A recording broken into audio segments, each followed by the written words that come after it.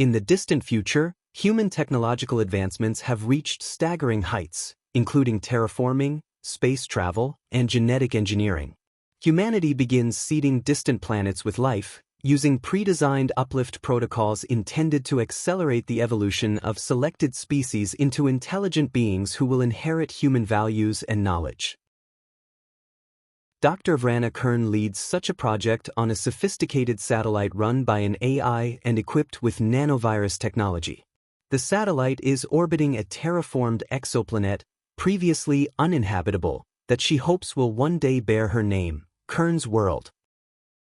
The team is preparing to release a genetically engineered nanovirus onto the planet in order to accelerate the evolution of a group of monkeys. The goal is to jumpstart intelligent life. However, back on Earth, tensions are escalating.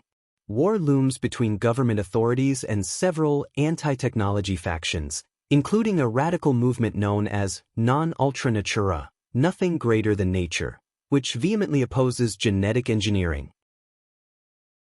Dr. Kern discovers that a saboteur from one of these anti-technology groups has infiltrated the mission and is planning to overload the ship's reactor. She escapes alone in an emergency pod before anyone else can react.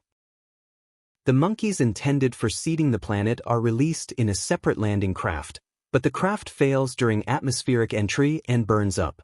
As a result, no monkeys make it to the surface of Kern's world. The planet, initially seeded with only the minimum number of competitor species to allow Kern's experiment to flourish, now finds its ecosystem dominated by the nanovirus.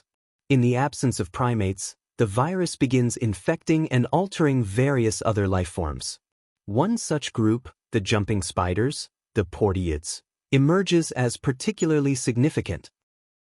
Meanwhile, Dr. Kern is left stranded in orbit, periodically waking from stasis. She grows increasingly disturbed by the disappearance of radio signals from Earth, signaling a collapse of human civilization. Over many millennia, civilization eventually re-emerges on Earth from the hunter-gatherer descendants of the survivors of the Old War. These new societies salvage remnants of the advanced machinery left behind from Dr. Kern's era, now only dimly remembered as belonging to the old empire. Facing the slow but irreversible collapse of Earth's biosphere due to the long-delayed consequences of the ancient conflict, the last remnants of humanity set out for Kern's world aboard the starship Gilgamesh.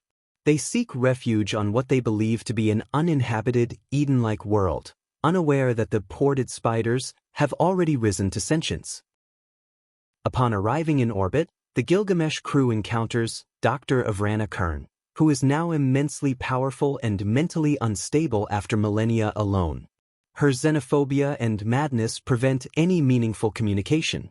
The Gilgamesh is forced to retreat and takes a centuries-long detour to a nearby star system, only to find it uninhabitable. While the spiders, under the guidance of the nanovirus and their evolving queen-led societies, ascend from primitive tribal structures to a technologically sophisticated and socially progressive civilization, the human survivors drift in the opposite direction. Their journey through space becomes a slow collapse, marked by fear, paranoia, and infighting. Once a symbol of salvation, the Gilgamesh becomes a claustrophobic arc where each period of stasis and reawakening brings further decline. Political coups erupt, knowledge is lost or distorted, and desperation drives them to increasingly reckless decisions. Eventually, the Gilgamesh returns to Kern's world. As the two civilizations finally intersect, the confrontation appears destined to end in catastrophe for one or both species.